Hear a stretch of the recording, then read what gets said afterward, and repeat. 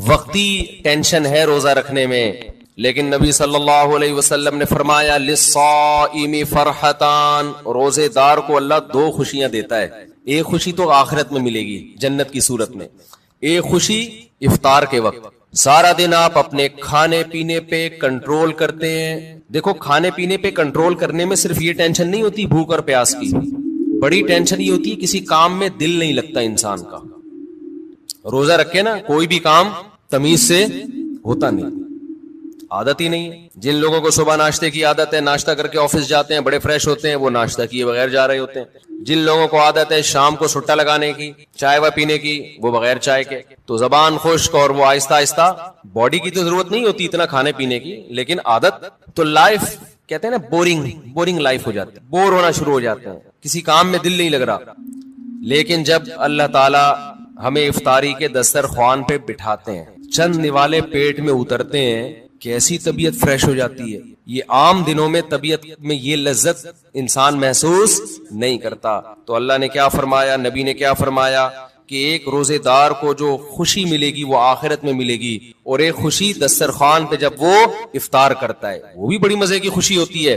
اور میں آپ سے ایک گزارش کرتا ہوں، اس کا مذہب سے براہ راست تعلق نہیں ہے، میڈیکل سائنس سے ہے، لیکن مذہب بھی صحت کو کی ترغیب دیتا ہے نا صحت بنانے کی.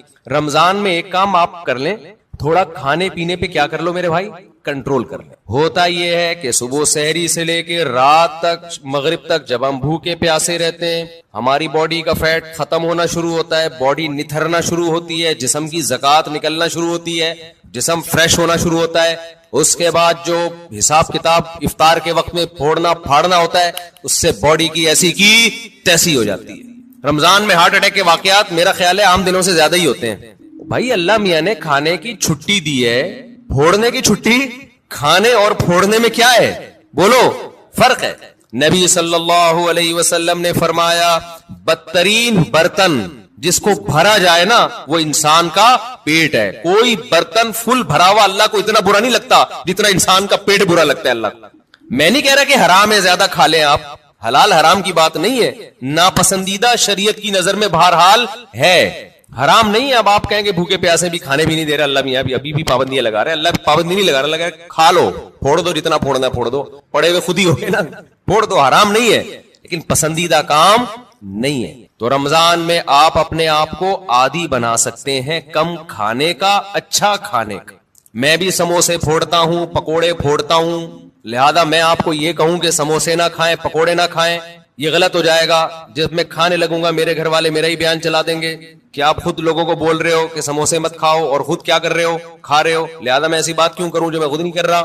لیکن ہم سب مل کے عزم کر لیتے ہیں آپس میں کہ تھوڑا کیا کریں گے، کنٹرول. میں بھی کوشش کروں گا. اب گھر والے کہیں گے بیان دیکھو، میں کہا میں نے کوشش کا وعدہ کیا تھا، تو کوشش ہی تو ہو رہی ہے کہ میرا ہی بیان مجھے ہی سنایا جا رہا ہے. کوشش کی جا سکتی. سموسے بھی کھا لیں اعتدال سے. میں نے بہت دیکھا ہے لوگوں کو افطاری میں بہت زیادہ پھوڑتے ہیں، مسائل کھڑے ہو جائیں گے آپ کے لیے. شربت پہ شربت پیے جا رہے ہیں، چینی کے نا پیے جا رہے ہیں، کولڈ ڈرنک پہ کولڈ ڈرنک پیے جا رہے ہیں. اچھا کمال کی بات یہ کہ افطاری میں طبیعت سے پھوڑتے ہیں، پھر نماز کے بعد آ کے کھانا کھاتے ہیں. یہ آج تک کم از کم میری کھوپڑی میں یہ چیز نہیں آئی کہ اب کھانا کیسے کھا رہے ہو یار. یا تو ایک کھجور سے روزہ افطار کیا ہوتا ہے، نماز پڑھ کے آگے کھانا کھاتے ہیں. یہ بہت جگہ ہم نے دیکھا ہے، افطار پارٹیوں میں بھی ہوتا ہے. پہلے افطار پارٹی میں کیک، پیسٹریاں، سموسے، پکوڑے اور چکن اور کیا کچھ ہوگا، وہ کھانے کے بعد چلو جی اب جماعت سے نماز پڑھے، اب کھانا لگا ہوا ہے. اب مجھے کہہ رہے تھے وہ کھانا لگا دیا. کھانا یہ کیا کھایا ہم نے بھائی؟ ایک آدمی نے کم از کم 6 سموسے کھائے ہیں اور اتنے پکوڑے کھائے ہیں، تو اب کھانا کیا؟ تو لوگ کہتے ہیں کھانا روٹی سالن کو کہا جاتا ہے اور چاول کو کہا جاتا ہے. یہ جو ہم نے کھایا ہے کھانے سے پہلے، جو نماز سے پہلے افطاری میں، یہ روٹی سالن نہیں تھا. یہ سموسے، پیسٹریاں، پکوڑے اور پتہ نہیں رول اور کیا کیا چیزیں آ رہی ہیں، یہ تو وہ تھا. پیٹ جو ہے نا، پیٹ، اس کو نہیں پتا کھانے کی ڈیفینیشن ہندوستان اور پاکستان میں کیا چل رہی ہے اس وقت. پیٹ یہ دیکھتا ہے کہ اوپر سے کوئی چیز آ رہی ہے، اس کو ہضم کرنا شروع کر دو. پیٹ اسی کو کھانا کہتا ہے. نہیں آئی بات میرا خیال ہے. ایک دفعہ ہمارا پشاور جانا ہوا تو ہمارے کچھ میزبان تھے، وہ ماشاءاللہ پٹھان لوگ تو ویسے ہی بڑے سخی ہوتے ہیں. انہوں نے کیا کیا میرے لیے نا دیسی مرغیوں کی وہ لا کے رکھ دی, دیسی مرغیاں نا روسٹ, بڑی زبردست تھی وہ, رانے اس کی بھنی ہوئی, ہم نے پھوڑ دی. وہ ماشاءاللہ بڑے ہیوی کھانا تھا, تو میں نے اچھی طرح طبیعت سے کھا لیا, بڑا مزہ آیا.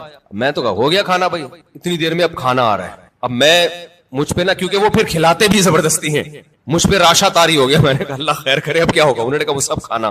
میں نے کہا بھائی ہمارے اندر تو طاقت نہیں ہے. انہوں نے کہا تمہارے باپ کو بھی کھانا پڑے. ان کا یہ الفاظ نہیں تھے, لیکن اسٹائل اسی قسم کا تھا. وہاں ایسا نہیں ہو سکتا کہ کھانا آئے اور آپ نہیں کھاؤ.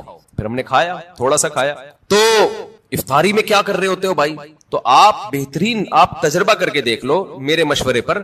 افطاری میں شربت نہ پیو آپ. میں آپ کو بتا رہا ہوں آپ کا دماغ ایسا فریش ہو جائے گا نا, آپ کہو گے واہ مزہ آ گیا بھائی. اکثر آپ نے دیکھا ہوگا افطاری کرتے ہی لوگ ٹن ہو جاتے ہیں, دیکھا ہوگا نا. مغرب کے بعد گھر جاتے ہیں, بستر سے اٹھا ہی نہیں جاتا. پھر تراوی میں ایسے جھوم رہے ہوتے ہیں جیسے جن پر لگتا ہے کسی نے کوئی قبر سے مردہ اکھاڑ کے لا کے یہاں کھڑا کر دیا ہے. یہ حالت ہوتی ہے. آپ کو جو نیند آتی ہے نا میٹھا کھانے سے آتی ہے, خوب سمجھ لیں, کارب لینے سے آتی ہے. آپ اپنی خوراک میں کاربوہائیڈریٹ کو کم کر دیں, آپ فریش بھی ہوں گے, نیند بھی نہیں آئے گی, جسم کو طاقت پوری ملے گی. آپ افطاری میں تجربہ کر کے دیکھ لیں, میٹھے میں صرف کھجور کھائیں آپ افطاری میں, اس سے نیند نہیں آئے گی. کھجور میں کوئی الگ ٹائپ کا میٹھا ہوتا ہے. آپ نے افطاری میں شربت نہیں پینا, آپ نے افطاری میں روٹی چاول نہیں کھانے, تھوڑے سے کھا لیں آپ, زیادہ نہیں کھائیں. کھجور کو فوکس کریں آپ, جو چنے کی چاٹ وغیرہ ہے نا اس کو فوکس کریں, وہ کھائیں, پیٹ بھی بھر جائے گا آپ کا.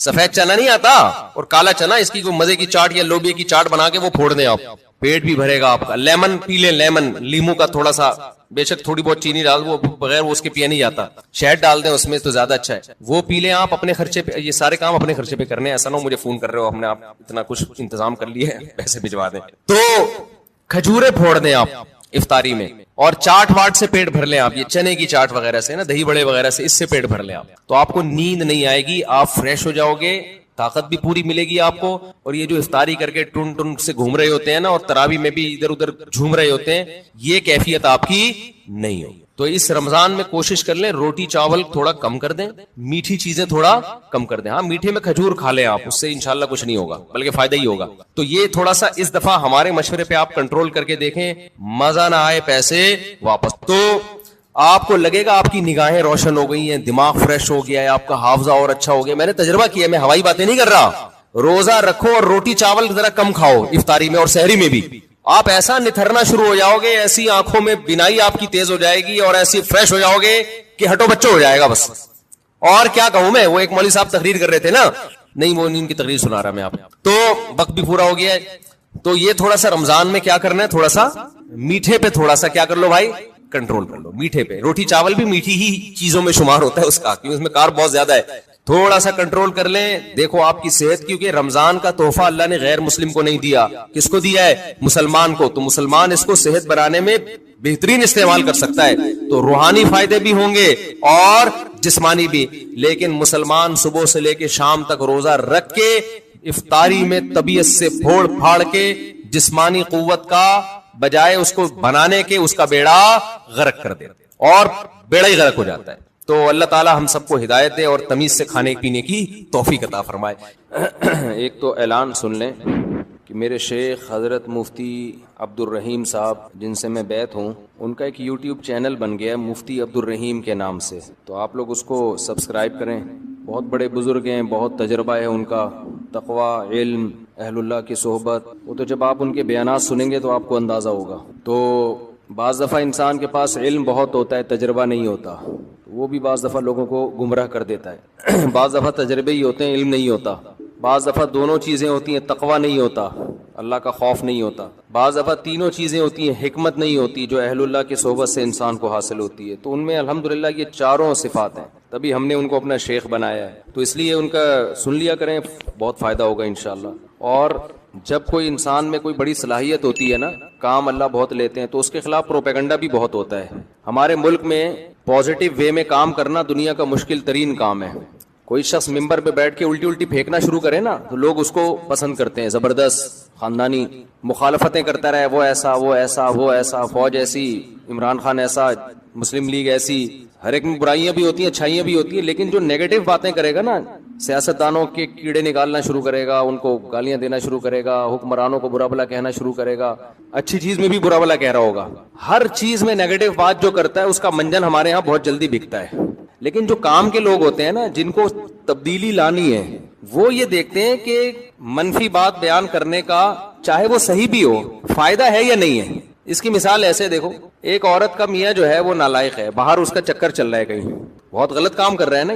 اب آپ کو چاہیے کہ آپ اس کو جا کے بتاؤ یار تم باہر کی عورتوں سے غلط کر رہے ہو, یہ تمہارا گھر خراب ہوگا, بری بات ہے, انسان کے بچے بن جاؤ. تو یہ اس کی علامت ہوگی آپ پازیٹو وے میں کام کر رہے ہو.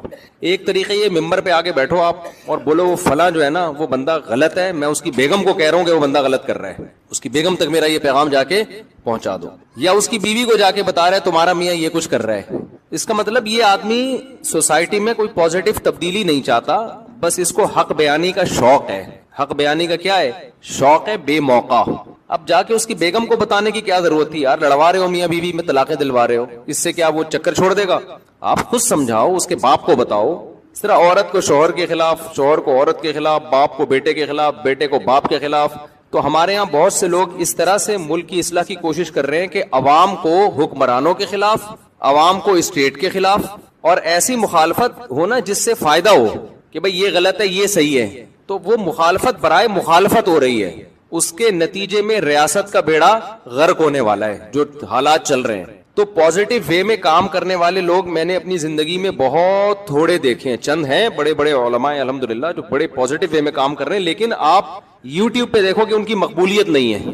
لوگ سننا ہی نہیں چاہتے, لوگ نیگیٹو باتیں سننے کے عادی ہو گئے ہیں. ہر اچھے کام کی غلط توجیہ پیش کرنا اور ہر غلط کام کے جو آپ کا لیڈر جو اچھا کر رہا ہے اس کو غلط کہنا, یعنی جو غلط کر رہا ہے اس کو اچھا کہنا, اور دوسرے کا لیڈر جو اچھا بھی کر رہا ہے اس کو بھی غلط کہنا. یہ پالیسی چل رہی ہے ہمارے یہاں. تو حضرت مفتی عبدالرحیم صاحب جو میرے شیخ و مرشد ہیں, وہ ان لوگوں میں سے ہیں جو الحمدللہ پازیٹو وے میں کام کر رہے ہیں, اور بہت بڑے بڑے کام وہ کر چکے ہیں جس کا پبلک کو پتہ ہی نہیں ہے, کیونکہ ان کو نام کا بھی شوق نہیں ہے.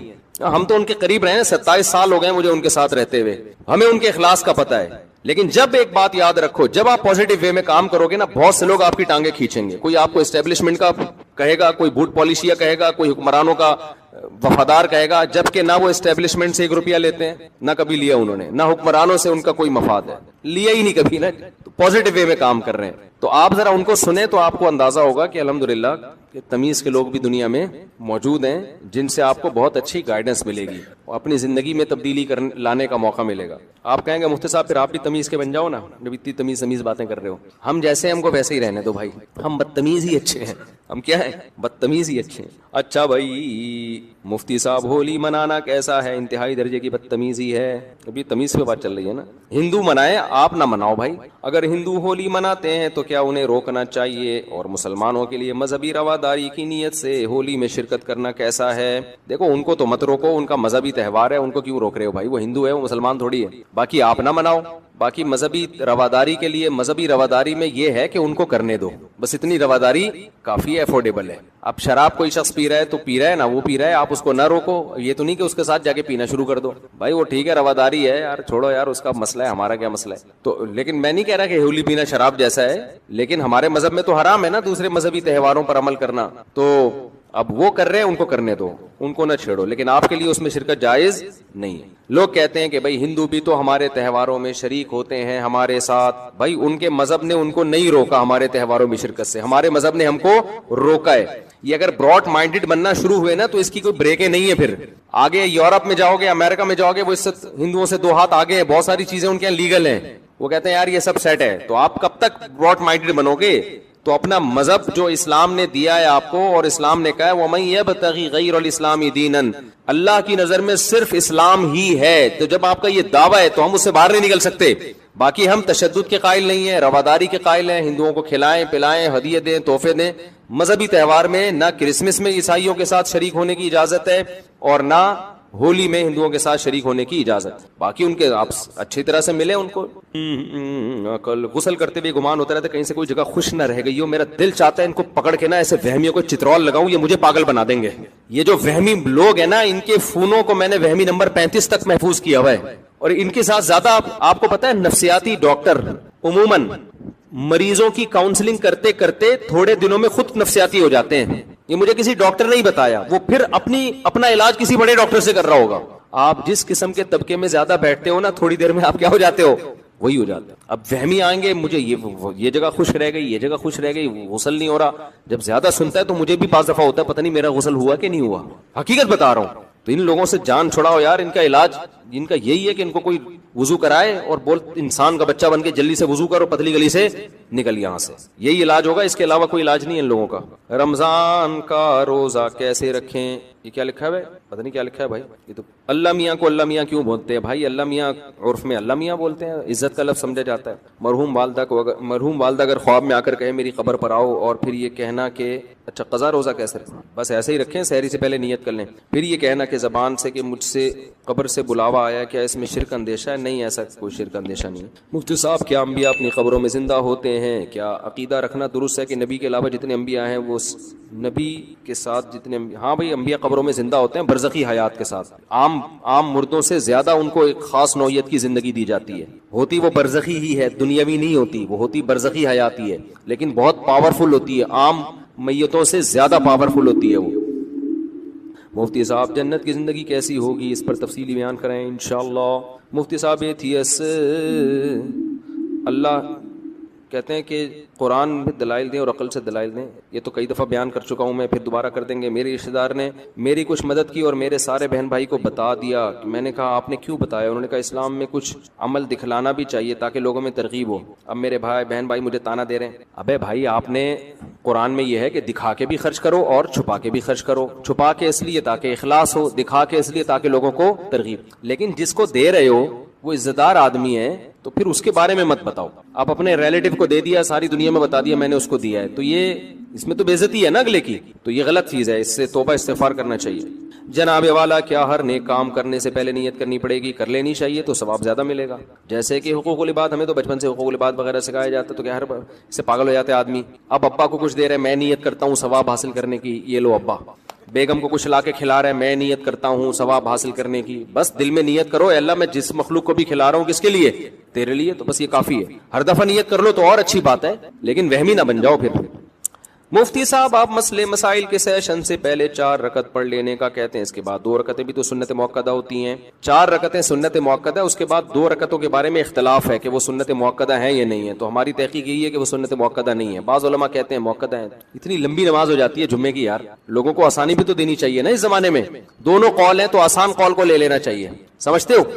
پڑھ لے تو اچھی بات ہے, نہ پڑھے تو بھی ٹھیک ہے. میرے لیے دعائے خیر فرما دیجیے, دل سے دعا اللہ تعالیٰ آپ کو دنیا اور آخرت کی بھلائی دے. اہلیہ نے سلام بھیجا, دل سے دعا ہے جی, علیکم علیہ السلام, دل سے دعا ہے آپ دونوں کے لیے. یورپ کے قانون کے مطابق طلاق یا خلا کی صورت میں آدھی جائیداد دینی پڑتی ہے. شریعت کے مطابق اگر مال عورت کا ہو تو مرد کو کیا حکم ہے؟ جبکہ اس نے خلا کی شرط یہ لگائی ہے کہ جائیداد ملے گی تو طلاق دوں گا. یہ شرط صحیح نہیں ہے. مرد نے جب طلاق دے دی تو صرف مہر دینا پڑتا ہے اور عدت کا نان نفقہ دینا پڑتا ہے, اور عورت نے اگر طلاق لی ہے تو اس کو مہر واپس کرنا پڑتا ہے, جائیدادیں دینی نہیں پڑتی. سمجھتے ہو؟ تو طلاق کی صورت میں جو یورپ میں قانون ہے کہ آدھی جائیداد عورت کی مرد کو دے دی جائے یا مرد کی عورت کو, یہ غیر شرعی قانون ہے, تو مرد کے لیے وہ لینا حلال نہیں ہے. اگر قانون نے فیصلہ کر دیا کہ عورت کی آدھی جائیداد مرد کو دی جائے گی تو مرد پر لازم ہے کہ وہ واپس کر دے. قانون نے فیصلہ کر دیا کہ آدھی جائیداد عورت کو دے دو تو عورت پر لازم ہے کہ وہ واپس کر دے. سمجھتے ہو کہ نہیں سمجھتے؟ ان کا قانون ہے, وہ اپنے حساب سے چلیں گے, ہم کس کے حساب سے چلیں گے؟ اپنے, کیونکہ اللہ کا قانون پہلے موجود ہے ہمارے سامنے. اچھا بھائی مفتی صاحب, آپ نے سورہ بقرہ کی تفسیر بیان کرتے ہوئے کہا تھا کہ بغیر علم ارادے کے کفری جملہ کہنے پر گناہ نہیں, پھر نکاح کی تجدید بھی. بعض دفعہ لوگوں کو پتہ نہیں ہوتا ہے, ایسی غلطی سے منہ سے کچھ نکل جاتا ہے, فوراً لوگ فتویٰ لگا دیتے ہیں. شلوار پینٹ کو ٹخنوں سے نیچے کرنے نماز پڑھنے سے نماز پر کیا اثر ہوتا ہے؟ نماز قبول نہیں ہوتی, حدیث میں ممانعت ہے. ان اللہ لا يقبل صلاة رجل مسبل ازارہ, کوئی بھی چیز جو نیچے آ رہی ہو نا تو آپ اس کو ٹخنوں سے نیچے نہیں لے جا سکتے, اس کو اوپر رکھنا ضروری ہوگا. اور کسی نے بھائی کوئی سوال پوچھنا ہو یہاں سے, سید کو زکوٰۃ نہیں دی جا سکتی. ہاں, بیوی سید نہیں ہے تو بیوی کو دے سکتے ہیں اگر سونا نہیں ہے اس کے پاس. شوہر سید ہے تو اس سے بیوی سید نہیں بن جاتی. بیوی اگر غریب ہے تو اس کو زکوٰۃ دی جا سکتی ہے, سید کو نہیں دے سکتے. اور کسی نے کوئی سوال پوچھنا ہو, بعد میں سحری میں اٹھ لیں اور نیت کر لیں کہ رمضان کا قضا روزہ رکھ رہا ہوں. آپ کیا پوچھ رہے ہیں بھائی؟ جی ہاں, اسلامی بینک میں ٹھیک ہے. اب مجھے پتہ نہیں کون یہ کام کر رہا ہے, بعض لوگ صحیح کر رہے ہوتے ہیں. جی اب مجھے ہر بینک کا پتہ نہیں ہے کہ وہ شریعت کو فالو کر بھی رہے ہیں کہ نہیں کر رہے. ہاں وہاں بھی جائز ہے, ہاں جائز ہے. بھائی یہ بڑا مسئلہ ہے, غیر اسلامی ملکوں میں جا کے بس جانا اس کے لیے جائز ہے جو اپنے اور اپنی اولاد کے دین کی حفاظت کر سکے, اس کے لیے جائز ہے. جو حفاظت نہ کر سکے اس کے لیے جائز نہیں. بعض لوگ یہاں خراب تھے وہاں جا کے صحیح ہو گئے, لیکن بعض یہاں صحیح تھے وہاں جا کے خراب. تو یہ جنرلی کوئی ایک یعنی ایسا نہیں ہے کہ ہر ایک پہ وہ اپلائی ہو سکے. قاعدہ بیان کیا جاتا ہے کہ جو اپنے دین کی حفاظت کر سکتا ہے اس کے لیے جانا جائز ہے. لیکن روز بروز نا وہاں کے حالات خراب سے خراب تر ہوتے چلے جا رہے ہیں, کیونکہ اسکولوں میں ہومو سیکسولیٹی باقاعدہ پڑھائی جا رہی ہے, ترغیبیں دی جا رہی ہیں, ایسے قوانین بن رہے ہیں کہ بچے کو کہا جا رہا ہے کہ تم ہی ہو یا شی, یہ تم نے ابھی فیصلہ نہیں کرنا, یہ تم بڑے ہو کر فیصلہ کرو گے. تو آپ بتاؤ رہ گیا پھر یار, تو آپ کے بچہ وہ خود کنفیوز ہوگا میں پتہ نہیں کیا ہوں. ہمارے تو پیدا ہوتے ہی ختنے ہو جاتی ہے اس کی, 2 بکرے کٹے جاتے ہیں, ہم نے اسٹیمپ لگا دی کہ ہی ہے. لڑکی پیدا ہوئی 1 بکرا کٹا, اسٹیمپ لگ گئی کہ یہ کیا ہے, شی ہے, قیامت تک کے لیے یہ شی رہے گی. ان کے ہاں بھی ہے کہ یہ آپ کا رائٹ ہے کہ آپ خود فیصلہ کریں کہ آپ ہی ہیں یا شی. اگر آپ نے کہا کہ پیدا ہی ہوئے تھے, آپ نے کہا میں شی ہوں تو شی ہے, بعد میں آپ کو خیال نہیں ہے شی والا صحیح نہیں, وہ ہی والا ہی ٹھیک ہے, تو چلو ہی بن جاؤ. پھر خیال ہوا کہ یار وہ شی ٹھیک تھا تو شی بن جاؤ. تو کنفیوژن ہی ہے. میاں بیوی میں جو میاں تھا وہ بیوی بن جائے گا, بیوی میاں بن جائے گی. انہوں نے کہا نہیں, اب ہم میاں بیوی کھیلتے ہیں. تم میاں میں بیوی, جیسے بچے نہیں بچیاں کھیل رہی ہوتی, تو اب تم میاں تھے میں بیوی تھی, تو اب ہم نے اس طرح سے لائف کو انجوائے کیا.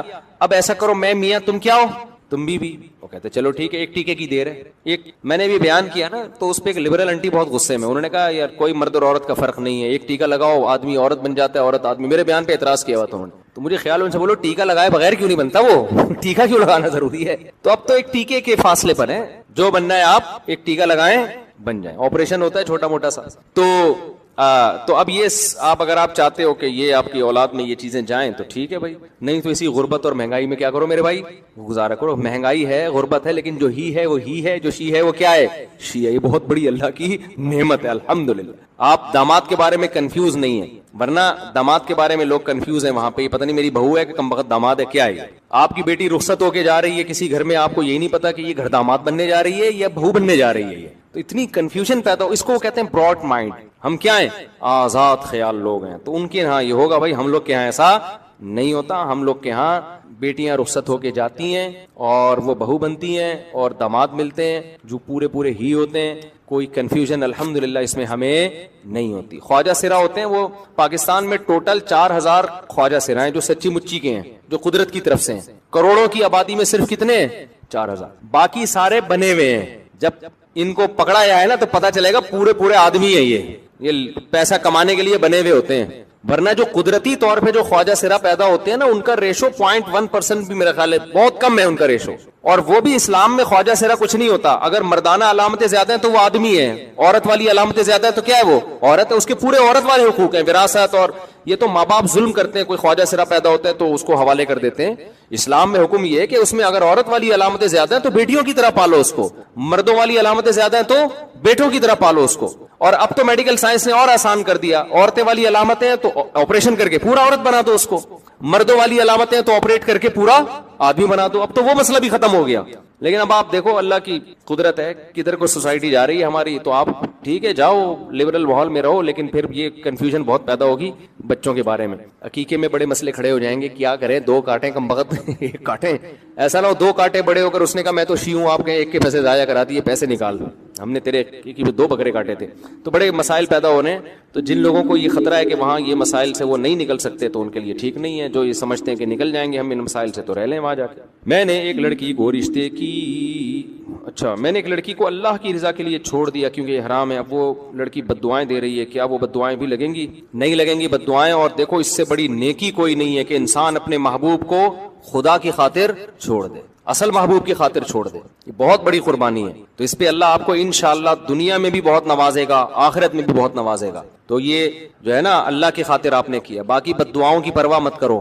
یہ بد دعائیں, اگر وہ کہتے ہیں نا کوے کی بد دعاؤں سے بیل مرتے, تو کوئی بھی بیل زندہ نہ رہتا. اور آپ اس کو بلاک کر دو, گھننے بن کے بد دعائیں نہ لو اس سے. بعض دفعہ میسج دیکھ رہتے ہیں, دیکھو کوئی نئی بد دعا تو نہیں آئی ہوئی. تو مقصد ہوتا ہے کہ اس انجوائے کرنا نا, تھوڑا دیکھیں محبوب نے کیا بھیجا ہے, اور خوش ہو رہا ہوتا ہے کتنا ٹینشن میں ہے بھائی, زبردست. تو اس کا طریقہ یہ ہے کہ نسیم منسیہ, بلاک کر دیا نمبر, ختم. عزت دار آدمی بیوی رکھتا ہے بس, اس کے علاوہ اس کے پاس کوئی آپشن نہیں, اس کی فائدہ پھر وہ اپنی نسلوں میں اٹھاتا ہے. عزت دار اولاد ملتی ہے, غیرت مند اولاد ملتی ہے جو اس کو محبت دیتی ہے. اور جو ٹھرکی قسم کے لوگ ہوتے ہیں, سب سے بڑا نقصان اولاد کو پتا ہوتا ہے میرا باپ 2 نمبر ہے, وہ باپ کو باپ والی عزت نہیں دیتی. سمجھتے ہو کہ نہیں سمجھتے؟ تو ہمارے گھروں میں جو عزت اور محبت ہے یہ اسی وجہ سے ہے کہ ہمارے گھروں میں الحمدللہ مردوں میں میجورٹی پاک دامن ہے. اب خرابیاں آ رہی ہیں تو گھروں کا ماحول خراب ہوگا. نہیں وہ تو ٹھیک نہیں ہے, نہیں یہ تو صحیح نہیں ہے. نہیں فلموں کے تو لائک نہیں کر سکتے نا آپ تو. ہاں پتہ نہیں, واللہ اعلم, ایسا ہو سکتا ہے, ممکن ہے. اللہ کی قدرت سے تو کچھ بعید نہیں ہے.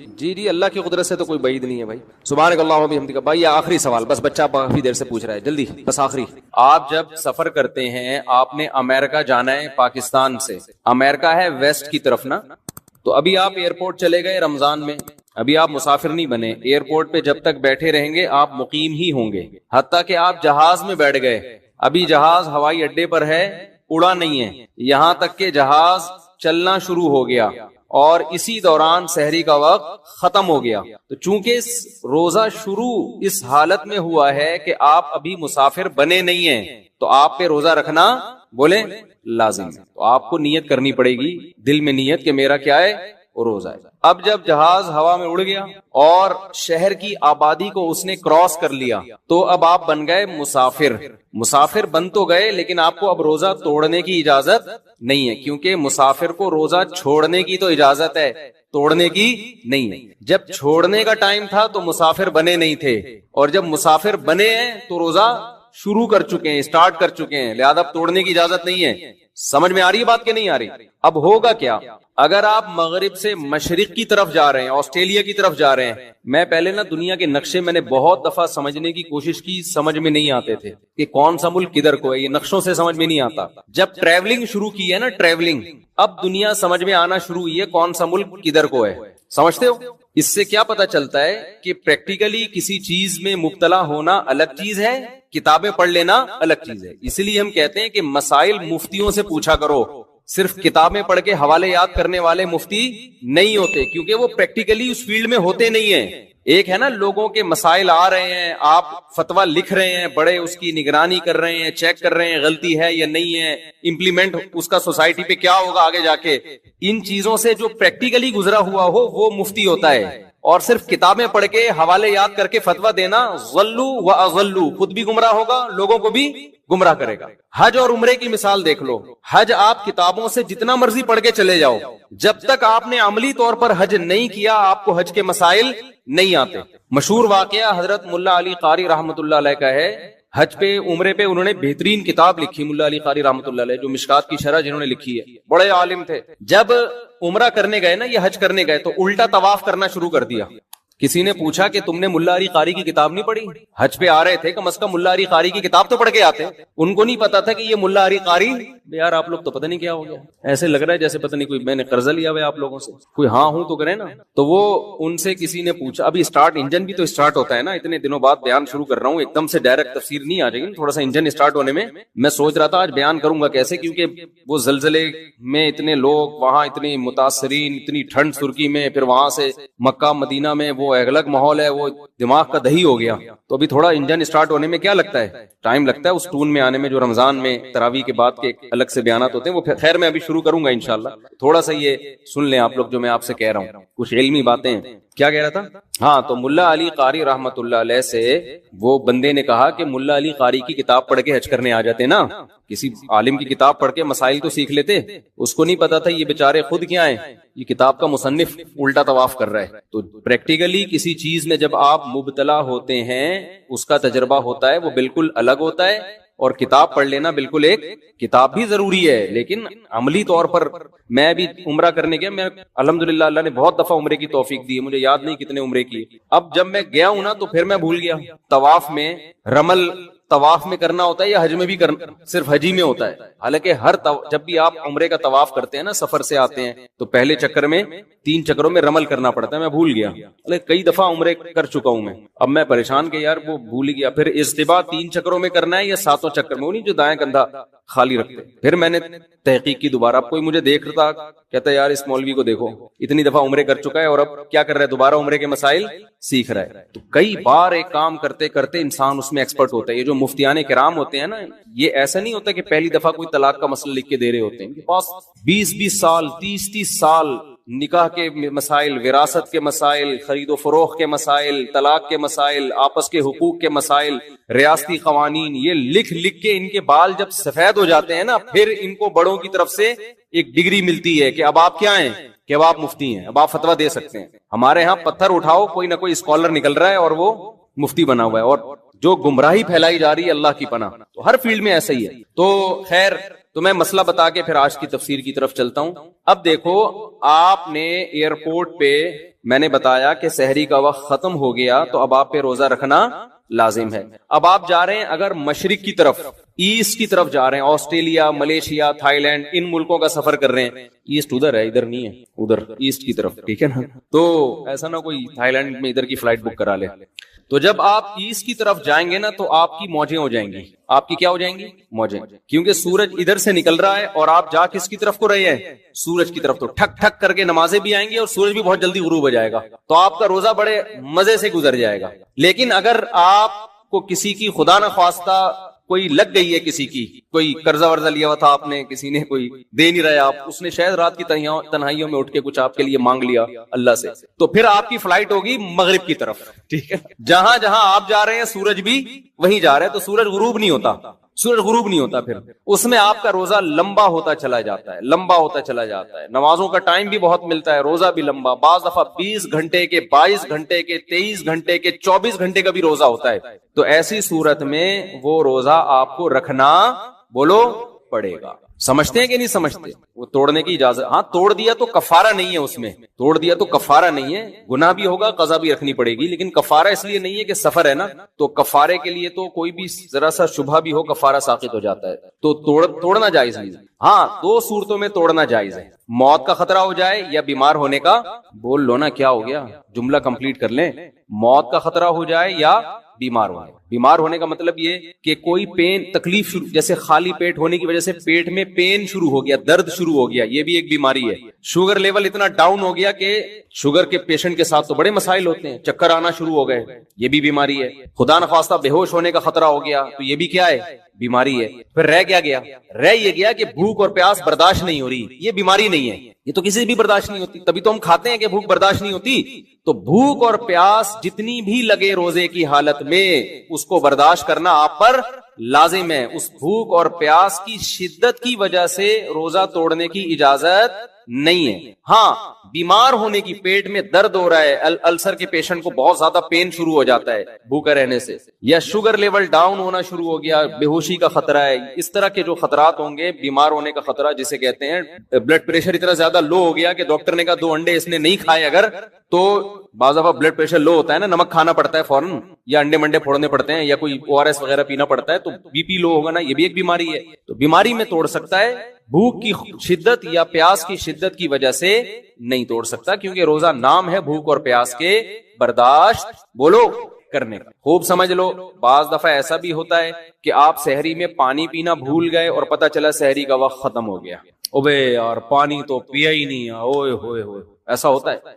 کوئی بات نہیں, اب گیا, ٹھیک ہے نا, یہ کوئی شرعی عذر نہیں ہے. اور کھایا بھی دیسی گھی تھا آپ نے, دیسی گھی سحری میں کھاؤ گے فوراً پیاس لگنا شروع ہو جاتی, تو اب جو بھی ہونا تھا وہ کیا ہو گیا, ہو گیا. اب پیاس بہت لگے گی, سارا دن کیسے گزاروں گا, اف ٹینشن میں, او بھائی اس کی بیس پہ آپ کو روزہ توڑنے کی اجازت بولو نہیں ہے. سحری میں آنکھ ہی نہیں کھلی. ہمارا ترکی میں کیا حال ہوا, آنسو نکلتے نکلتے رہ گئے, کیونکہ ترکی میں ایک تو شہر ہے استنبول, استنبول میں تو بڑے بڑے ہوٹل ہیں, وہاں آپ جاؤ ترکوں کی ڈشیں, گوشت ملتا ہے آپ کو کھانے میں, کچھ کسی حد تک روٹی بھی مل جاتی ہے, اگرچہ یہ والی روٹیاں نہیں, لیکن بہرحال روٹی ٹائپ کی چیزیں ہوتی ہیں, گزارا ہو جاتا ہے. لیکن ہم ترکی میں گئے تھے شام کے بارڈر کی طرف, وہاں ان کا جو کھانا تھا وہ کھانا ہوتا تھا 2 برگر فائبر والے نہیں ہوتے, جس میں فائبر چوکر, یہ جو ہم بکریوں کو کھلاتے ہیں نا, ابے بغیر چھنا آٹا جس کو کہتے ہیں, وہ والا آٹا, اور وہ بھی گول گول پیڑے 2-3, جو بن نہیں ہوتا صبح بیکری سے جو ملتے ہیں بن, ایک تو وہ بن ہوتا ہے نا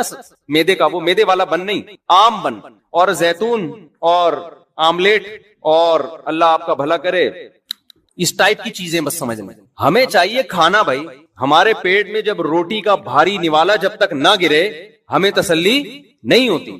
پھر چاول بھی ایسے عجیب سے چاول, وہ یہ چاول ہی نہیں ہے جو خوشبودار چاول ہوتے ہیں, عجیب سے وہ یوں سمجھ, بچوں کو ہپا نہیں کھلاتی مائیں, ہپا کھا لو ہپا, وہ والے چاول. اب ہوا یہ کہ ایک دن آدمی کھائے, 2 دن کھائے, 3 دن کھائے, بھائی پیٹ میں آتے پریشان ہو گئی ہیں, اور پھر رمضان شروع ہونے والا ہے, کیسے گزارا ہوگا.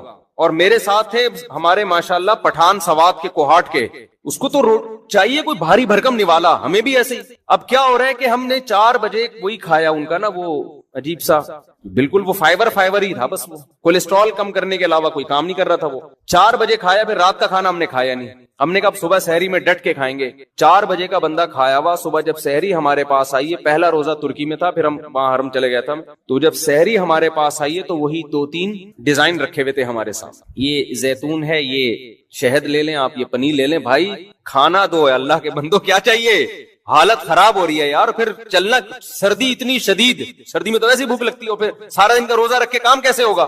تو میری تو حالت یہ تھی, وہ دیکھ کے نا میرے آنسو نکلتے نکلتے رہ گئے. میرا دل کیا میں پھوٹ پھوٹ کے کہیں جا کے روؤں میں. تو میرا تو پھر بھی تسلی یہ تھی کہ چلو سفر, ابھی حرم شریف جا رہے ہیں, مدینہ منورہ, وہاں جدہ جانا تھا تو وہاں جا کے کھا لیں گے. لیکن ان ساتھیوں پہ بہت ترس آیا, تو وہ میں نے پھر حرم میں 3-4 دن گزارے. وہ وہاں سے مجھے نا افطاری اور سحری کی تصویریں بنا کے بھیجتے رہے, مفتی صاحب افطاری میں یہ ہے, سحری میں یہ. بڑی ہمت ان ساتھیوں کی, ابھی بھی وہیں پر ہیں, اللہ تعالیٰ ان کو جزائے خیر دے. تو اس لیے ہمیں جو یہاں کھانے ملے ہوئے ہیں نا, صحت کا بے شک بیڑا غرق کریں, لیکن مزہ بہرحال مزہ آتا ہے یار. نوالا پیٹ میں گرتا ہے, میں نے کہا ہمیں تو پراٹھا چاہیے, کچھ نوالا پیٹ میں گرے, ٹھا کر کے آواز آئے. یہ جو ہم عجیب سی چیزیں کھا رہے ہیں, چوکر فائبر منہ میں جا کے غائب ہو جاتا ہے. وہ شہد گرے گا پیٹ میں کیا پتا چلے گا.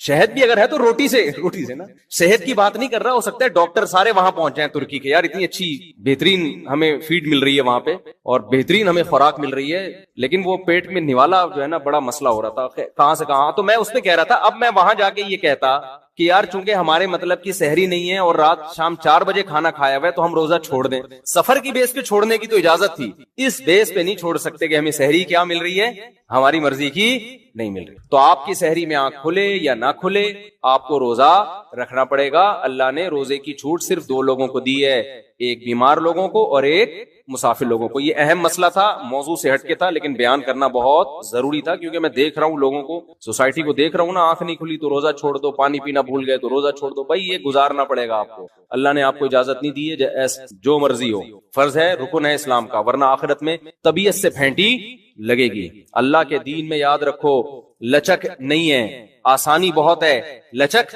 نہیں ہے. جو آسانی اللہ نے دینی تھی وہ دے دی ہے, اپنی طرف سے مزید آسانیاں آپ کو پیدا کرنے کی اجازت نہیں ہے. اکثر لوگ یہ بات کہتے ہیں اللہ غفور الرحیم ہے, اللہ معاف کر دے گا. یہ بہت خطرناک جملہ ہے. آپ خدا کی نافرمانی کر رہے ہو اور یہ کہہ رہے ہو کہ اللہ کیا ہے, غفور الرحیم ہے. یہ بہت, دیکھو اللہ جب گناہ کی بات کرتا ہے نا کہ گناہ مت کرو, تو جہنم کی وعیدیں سنا کے ڈراتا ہے. وہاں یہ نہیں کہتا کہ میں غفور الرحیم ہوں. خوب سمجھ لیں, یہ جو آج ہم نے سورہ اعراف پڑھی ہے, اس میں جو پیغمبروں کے واقعات آئے, تو کہیں بھی نہیں ہے کہ پیغمبروں نے قوم کو جا کے سمجھایا ہو کہ دیکھو تم اللہ کی نافرمانی چھوڑ دو, نہیں چھوڑتے تو کوئی بات نہیں, اللہ بہت غفور اور رحیم ہے. یہ کہیں بھی نہیں ہے. کئی واقعات پڑھے, میں انشاءاللہ بھی پڑھتا ہوں اس کو, کہیں بھی نہیں. ہر پیغمبر نے کہا انی اخاف علیکم عذاب یوم عظیم. تم نے گناہ نہیں چھوڑا, ہمیں ڈر ہے کہ بہت بڑا عذاب نہ تمہارے اوپر آ جائے. لوط علیہ السلام کی قوم کا واقعہ بھی آیا آج کہ تم ایسے جرم کرتے ہو, تم لڑکوں سے بدفعلی کرتے ہو, ہمیں ڈر ہے, مجھے ڈر ہے کہ اللہ تم پر آسمان سے کوئی عذاب نازل نہ کر دے. تو قوم نے کیا جواب میں کہا ہے, قوم نے جواب میں کیا کہا کہ بھئی لے آؤ اللہ کا عذاب. وہ کہہ رہے ہیں توبہ استغفار کرو, چھوڑو اس جرم کو, عذاب آئے گا. قوم جواب میں کیا کہہ رہی ہے کہ بھئی آپ بہت پاک دامن ہو, آپ علاقہ چھوڑ کے چلے جاؤ. تو جواب میں لوط علیہ السلام نے یہ نہیں کہا کہ نہیں عذاب نہیں آئے گا, اللہ کیا ہے, بہت غفور اور رحیم ہے. ہمارے ساتھ مسئلہ یہ ہے کہ جو چیز جہاں کی ہوتی ہے ہم وہاں نہیں فٹ کر رہے ہوتے اس کو. دیکھو یہ رمضان ہے نا, اس میں پکا عزم کرو. قرآن الحمد سے لے کے والناس تک ایک ہی بات کرتا ہے, اپنا عقیدہ درست کر لو اور اپنا عمل درست کر لو اور اللہ کی طرف آ جاؤ. یہ عبادتیں ہمیں کیوں دی گئی ہیں, روزہ ہمیں کیوں دیا گیا, تراویح کیوں دی گئی ہے, تاکہ ہمارے دل میں اللہ کی محبت پیدا ہو جائے اور ہم اللہ کی نافرمانی کو چھوڑ دیں. جتنی ڈسکشن پیغمبروں کی قوموں کے ساتھ ہوئی ہے وہ ساری آج کے حالات پہ منطبق ہوتی ہے. وہ سمجھا رہے ہیں گناہ چھوڑو گناہ چھوڑو گناہ چھوڑو ورنہ عذاب آئے گا عذاب آئے گا عذاب آئے گا. اور آج آپ دیکھو جب کسی سے بات کرو گناہ چھوڑو عذاب آئے گا، وہ کہے گا بھائی اللہ غفور رحیم ہے، اللہ معاف کرنے والا، تو کون ہوتا ہے؟ فوراً جواب میں کیا کہے گا؟ تو کون ہوتا ہے بھائی بات کرنے والا؟ اللہ ہے، میں جانوں، اللہ جانے، تو کون ہوتا ہے؟ بہت خطرناک جملہ ہے، بہت ڈینجرس جملہ ہے، ڈرنا چاہیے ایسے موقع پہ. تو اللہ نے جو کہا نا کہ میں غفور الرحیم ہوں، کن لوگوں کے لیے کہا؟ وَمَن يَعْمَلْ سُوءًا أَوْ يَظْلِمْ نَفْسَهُ، قرآن کہتا ہے جو بھی گناہ کر بیٹھے گا یا اور کسی طرح سے اپنی جان پہ ظلم کر بیٹھے گا، ثُمَّ يَسْتَغْفِرِ اللَّهَ، اب اس کو خیال آ گیا کہ میں نے غلط کیا ہے. اب اس کو خیال ہو گیا، کیا ہوا؟ بولے نا میں نے غلط کیا، مجھ سے مسٹیک ہو گئی ہے، بھائی یہ تو اس کی سزا کیا ہے؟ جہنم کی آگ. یہ خیال نہیں ہے کہ کوئی بات نہیں اللہ تو غفور رحیم ہے، چلو یار چلتا ہے، ابھی تھوڑا ڈیلے کر دیتے ہیں، ابھی تو جوان ہے، جب بڑھاپے میں تو ویسے ہی سب کچھ چھوٹ جاتا ہے، جب منہ میں دانت ہی نہیں رہیں گے تو سود چھوڑ دیں گے کھانے کے لیے منہ میں دانت. ارے سود کھانے کے لیے بھی تو منہ میں دانت ہونے چاہیے نا، حرام کھانے کے لیے منہ میں دانت ہونے چاہیے. جب بوڑھے ہو جائیں گے تو منہ میں دانت رہیں گے ہی نہیں، تو توبہ کر لیں گے ہم. تو یہ نہیں ہے. قرآن کیا کہتا ہے؟ وَمَن يَعْمَلْ سُوءًا أَوْ يَظْلِمْ نَفْسَهُ، جس نے بھی اپنی جان پہ ظلم کیا، ثُمَّ يَسْتَغْفِرِ اللَّهُ، پھر اس کو خیال ہو گیا یار یہ میں غلط ٹریک پہ جا رہا ہوں. زنا کا راستہ صحیح راستہ ہے یا غلط راستہ ہے؟ بتاؤ. شراب کا راستہ صحیح راستہ ہے یا غلط راستہ ہے؟ داڑھی کٹانے کا راستہ صحیح ہے یا داڑھی رکھنے کا راستہ صحیح ہے؟ ذرا بول دیں منہ سے کائنڈلی. رکھنے کا، یہ اللہ کے نبی کا حکم ہے بھائی. ماں باپ کی نافرمانی، ان کے سامنے بد کلامی کا راستہ صحیح ہے یا ماں باپ کے سامنے سر جھکانا، ان کے سامنے اف نہ کرنا، یہ راستہ صحیح ہے؟ ان کی فرما برداری والا راستہ ہے. عورت کا اپنے شوہر کی نافرمانی والا راستہ کہ میرے وہی رائٹ ہیں جو آپ کے، آپ کون ہوتے ہو مجھ پر اونچی آواز سے بات کرنے والے، میں کیوں مانوں، میری اپنی لائف، آپ کی اپنی لائف، یہ والا راستہ صحیح ہے؟ یا عورت کہے کہ آپ میرے شوہر ہیں، میرے سر کے تاج ہیں، میں آپ کے ماتحت ہوں، میں آپ کی فرما برداری میں عزت اور فخر محسوس کرتی ہوں،